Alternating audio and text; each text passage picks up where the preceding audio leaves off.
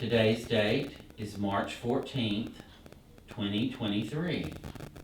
The interview in which you're about to participate is part of the Wood County Historical Commission's project to record the history of the common schools of Wood County, Texas. The content of this interview will focus on your experience at McGee Common School. What is your full name? Dr. Lila Faye Gillis Sparkman.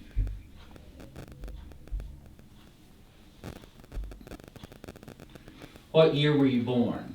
1930. And when is your birthday? February the 24th. What are your parents' names? My mother was Cora Cavaniss Gillis. My dad was William Paul Gillis.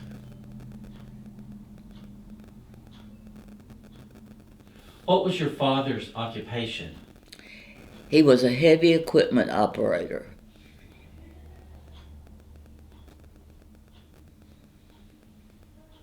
What schools did you attend in Wood County? I attended McGee, and I went, I guess it was in 8th grade in Winsboro School, but here in Winsboro. That's the only common school I went to in Wood County. Do you remember what the highest grade they taught at McGee was? Probably 8th grade, but I'm not sure. You have to remember now that I was about 8 years old. We're talking a long time ago. Do you know how the school got its name? Yes, it's in that paper. Okay. It was land that was given to this, I think her Scherer, I think her last name was Scherer, and when she married, it was a wedding present to her from her parents. And then later on, I think, all of that is in that paper. Thank you. How old were you when you started school? 6 years old, as everybody in that area. We didn't have, that I know of, we didn't have kindergarten. And how did you get to school each day? Are you talking about when I was 6? Right, at McGee. Oh, at McGee, I started when I was about 3rd grade. Okay. And I rode with my mother in the car. She was a teacher there. She was the teacher. That was the 2 years that I went to McGee. My mother was the teacher. And I got all the whippings. Did you have siblings that went with you? No. Where was McGee located? Approximately. Not too far from Perryville. And in those days, it's still beautiful down in that area, but it was really enchanting because the big trees and all of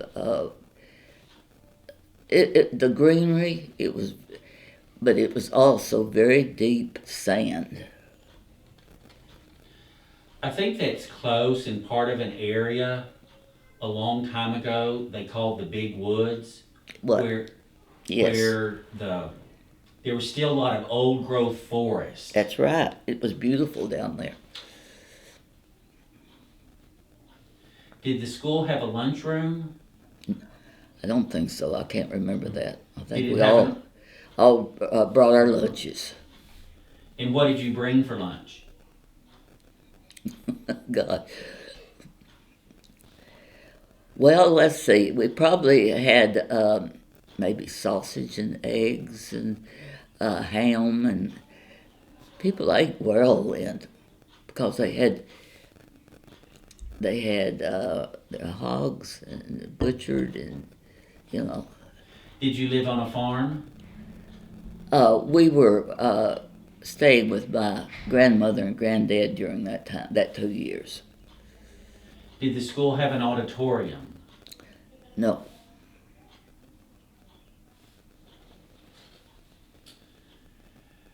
Do you remember about what time school started during the day 8 o'clock, and when it ended? 4 o'clock. Did you ever have to miss school to work at home? No. Do you remember some of your teachers? Well, of course, I remember Mother that taught there, but yes, I remember other ones of my teachers. I love school. That's the reason I got my PhD. I love school. How many teachers were there at McGee? One. I think that was at the tail end of their history. So it was a one-room schoolhouse? Yes. And all the grades were in one room? Right. So did each grade have a separate row in the classroom? I think so.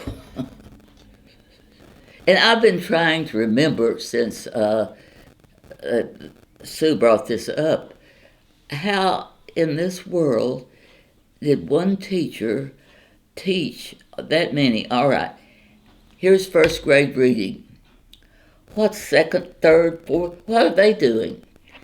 Well, they were supposed to, and I hope that, I'm sure that at my mother's school, I'm sure they were studying their books for the next class or whatever. But can you imagine having to deal with something like that? That's almost unimaginable, isn't it? You had to have rules, and the kids had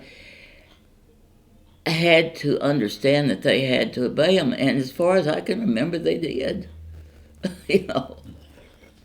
Did you have to bring any supplies to school? You brought your own supplies.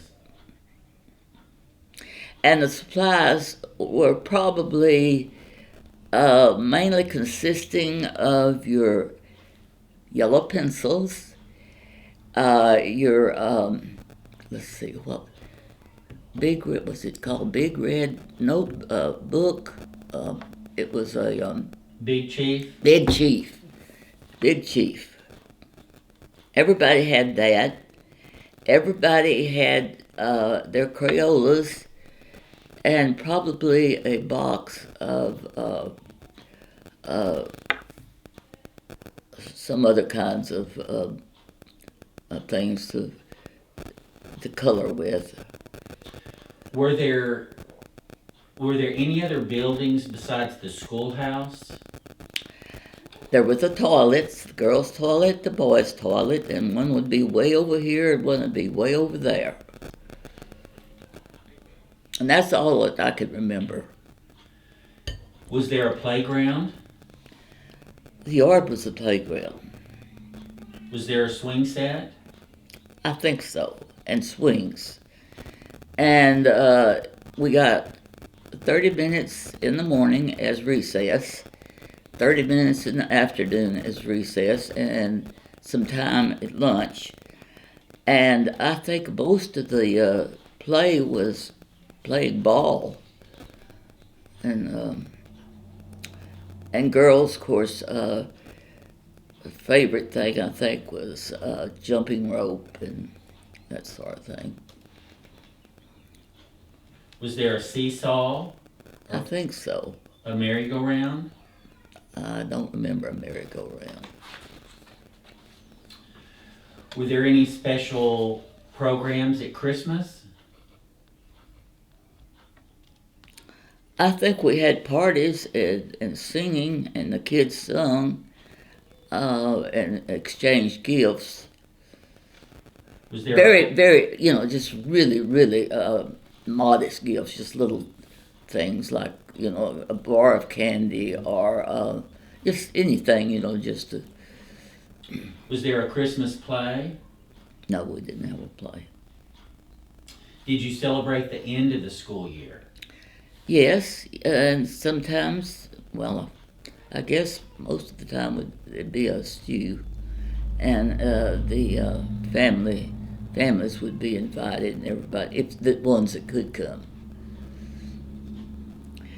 and the kids might not have been so anxious to get out of school in the spring, but the parents were because they wanted to come. They wanted them to get out and be able to go to the field to work. As far as I can remember, probably all the children's parents were farmers, or farmers. Maybe worked at sawmill or something like that. But now you've got to remember the time. The time was 1937, 8, or 9. You remember how the world was then. We were just trying to come out of the Depression, and the Depression has been really tough on some people. In fact, most people. And the war was brewing in Europe. The world was not a very pretty place at that point. Did the school have electricity? No, Did your home have electricity? no. Well, we were staying with my grandparents. Electricity hadn't come through then, and the roads were not paved at that time. All of this happened here in this area after the war, after World War II.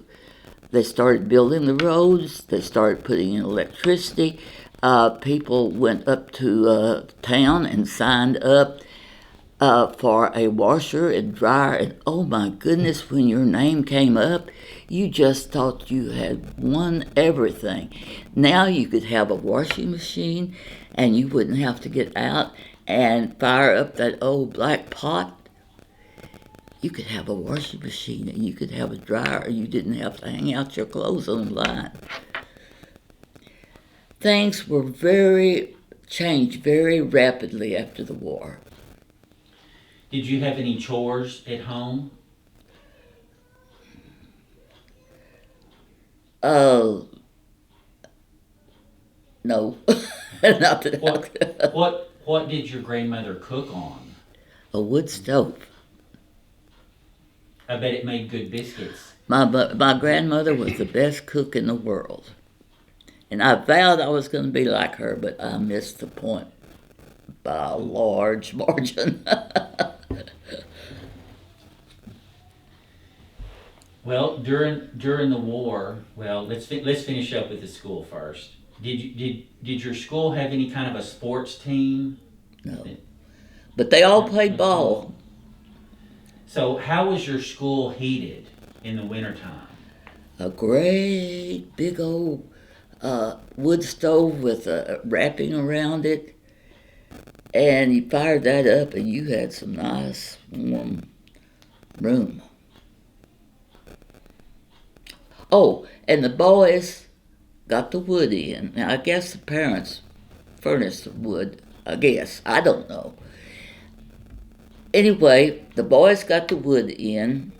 I think it was the girls' job to go to the, get the water out of the spring. Out of the spring. That was their job. So, and the kids had, okay, maybe today's Tuesday. Maybe that's my day to go out and get the erasers and clean the erasers and clean the board. Each child had certain duties that they had to do, and they did them gladly. Was your grandfather a farmer? Yes.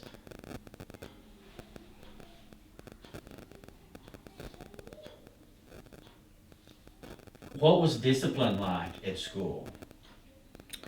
Mother had a paddle. She used it on me. What was your favorite subject? Mother loves school. She loves to teach school. Reading. And why reading? I could visit other countries and know other people different people that I had no idea about. I just love school.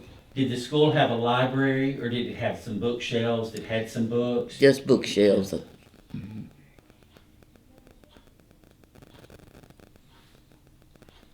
Now, after you left McGee, where did you go to school? Okay, where I was raised, close to Cumbie, we lived right. Our house was just right down the road from the schoolhouse. My other grandparents lived right up here, so I started school there.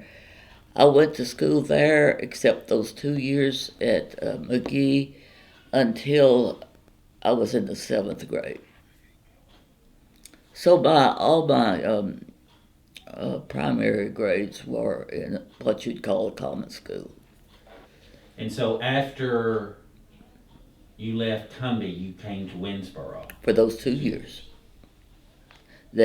during I was either 7 or 8 or 8 or 9, and that's all. And then what about high school? High school, my freshman year was at Cumbie, and we moved back to Winsboro for good, and I graduated from Winsboro High School in '47.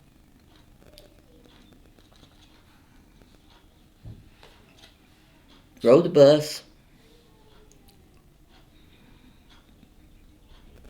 What would you like for people to remember about McGee and your experience and your mom's experience there? It was just a unique kind of adventure. It really was an adventure. And there wasn't that, I don't remember how many children, but there wasn't many, and we really got to know each other, and it was just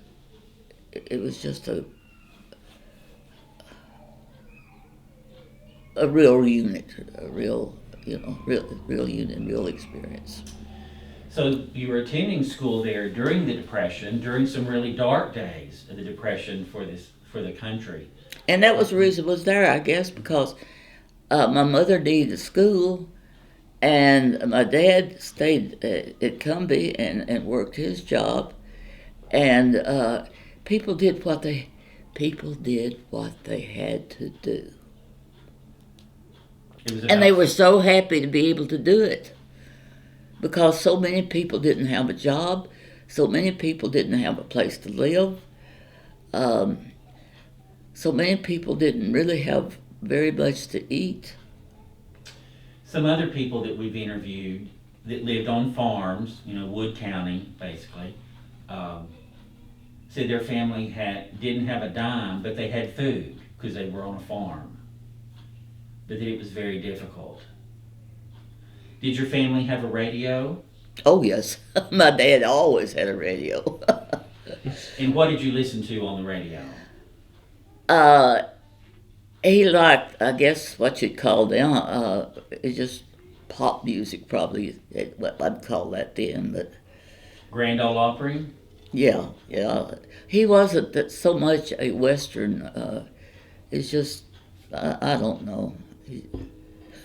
And I remember a lot of times waking up in the night and hearing Del Rio, a preacher, he was yelling, He kept the radio on all the time. Did you, as a child then, did you have an opportunity to come into town very often? Yeah. Did you get to go to the movies? Not that much. But I did go to the movies, yes. What about a store? Did you go with your mom or your grandmother? Did they come into town to purchase staples or other things that... Yeah, yes.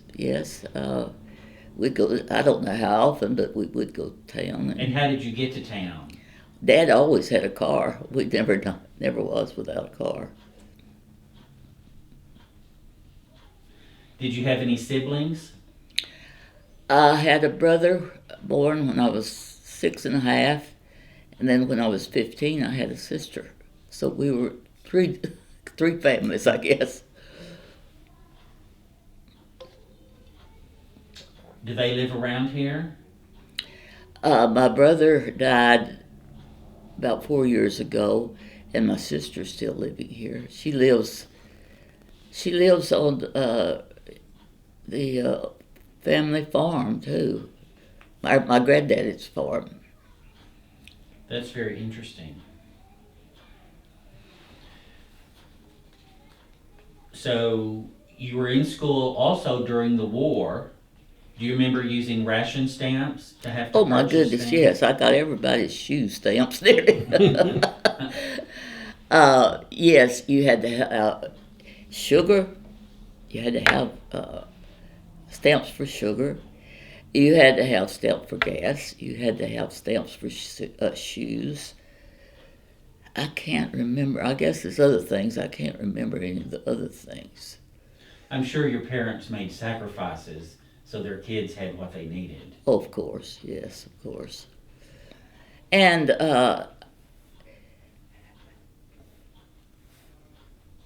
you could also make your clothes. If you had a sewing machine, you could help make really pretty clothes. I was looking on internet to try to find some little dresses for my granddaughters, and I looked at them. I said, "Oh my God, these dresses! Some of those look like what the government used to give out to kids. Just very plain." And it just struck me. I don't know. These are like people got from the government. Can you imagine? Did your mom make clothes? Oh yeah, we made our own clothes. So on the farm, did they can food or make jelly? Oh yes, absolutely, yes, absolutely. What were some of the jellies that you made? Grape, strawberry, Plum? plum. I guess you canned your vegetables. My mother wasn't the biggest canner, but my grandmother was. My mother was either busy teaching school, or going to school, or doing something like that. So, but my grandmother was always canning and, putting things away for the wintertime. It seemed to be a very physical life. It was very physical. Yes, it was. Yeah. So if you didn't have electricity, I guess you had coal oil lamps to use. And that filled my job to clean the globes and fill the lamps with oil. That had to be done once a day because you wanted a nice clean globe. So you could, yeah. I've studied by firelight and lamplight. That is just so interesting and fascinating to me. The perseverance, initiative, and resourcefulness of those people to live through those times. Absolutely. But you know what you had, you knew what you had to do, and you just backed up and did it. If you didn't, well then you're just out of luck. We need that grit today, I think. I'm not sure everyone has it. Well, but you see, children, I think, have to be, they have to see that, they have to see people modeling that. and so many times. Uh, I know when I decided I wanted to go to work on my doctorate, I went from here to Denton, commuted, because I wanted to do it.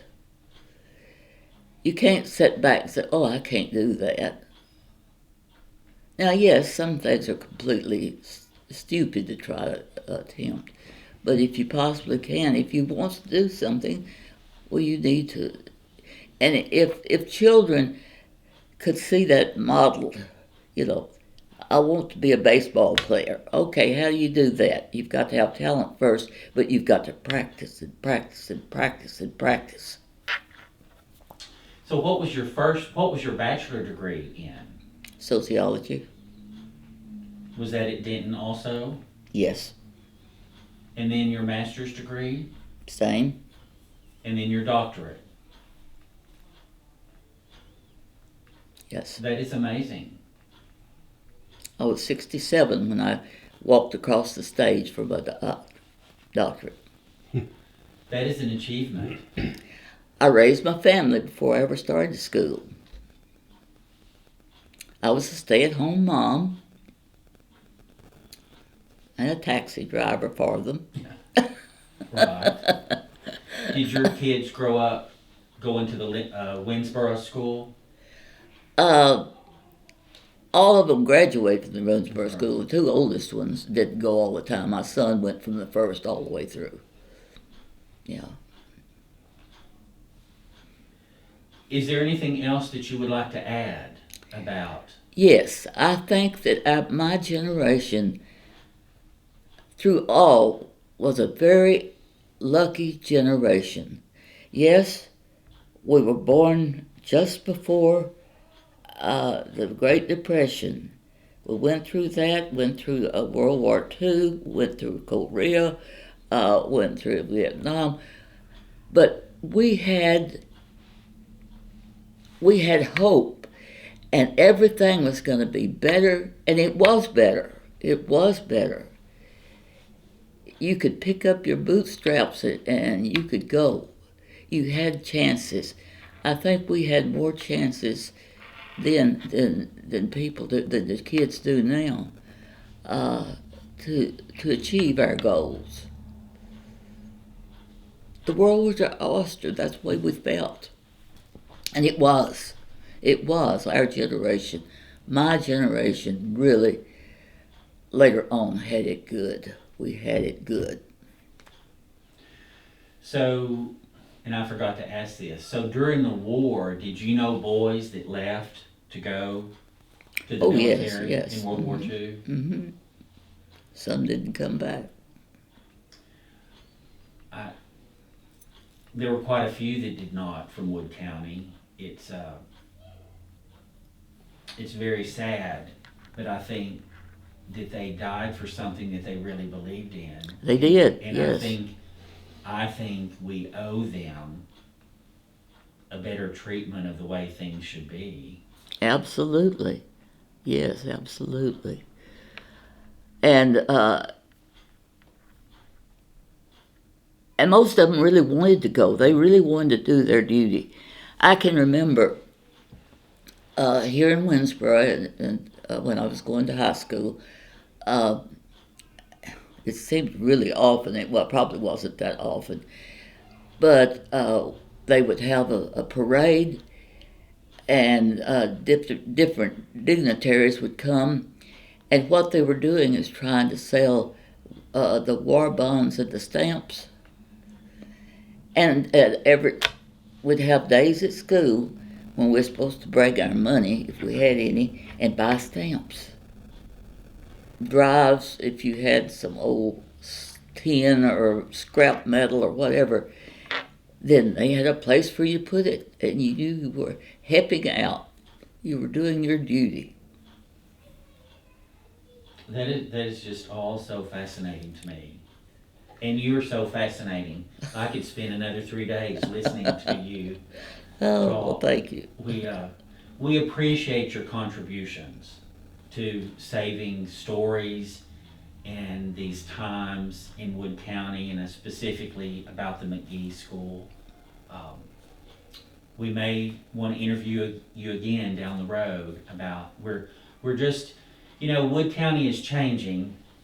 Lots of people moving here, and that rural agricultural life is fading, and we're just thinking that we need to preserve our heritage for future generations to see. So we thank you so much for your time today. Well, thank you very much for inviting me, and I really believe in what you're doing. Oh, well, thank you. It has been our honor. Did your husband go to school in Winsboro? Yes. Did he go to a common school? He did. Oh, okay. Morris Chapel. Oh, okay. Okay. I wonder if I think just about most people, I think, did go to a common school. Now, when mother went to a common school, and when she needed to go to high school, well, my granddad found her a place here in Winsboro, a couple, and for room and board during the time she went to high school, she helped for housework. So, in my mother's generation, there wasn't buses, there wasn't anything. If you wanted to go to high school and you lived in the country, you had to figure out a way to get there, or else find somebody you could live with. My grandmother did not get to finish school. She went as far as she could at the little country school, and she didn't have a way to finish. Mm-hmm. And then she got married and had 9 kids, and that kept her busy. Yeah. Well, it did keep her busy. But now, that's what they had to contend with those days. So what school did your mother go to? What was it? Clopton. Have you ever heard of Clopton? I have. Is that in Hopkins County?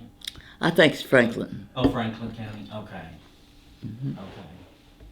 Well, I wonder if your husband might want to be interviewed about. He's not able. Okay. Physically. Okay. I understand. But anyway. Well, thank you so much.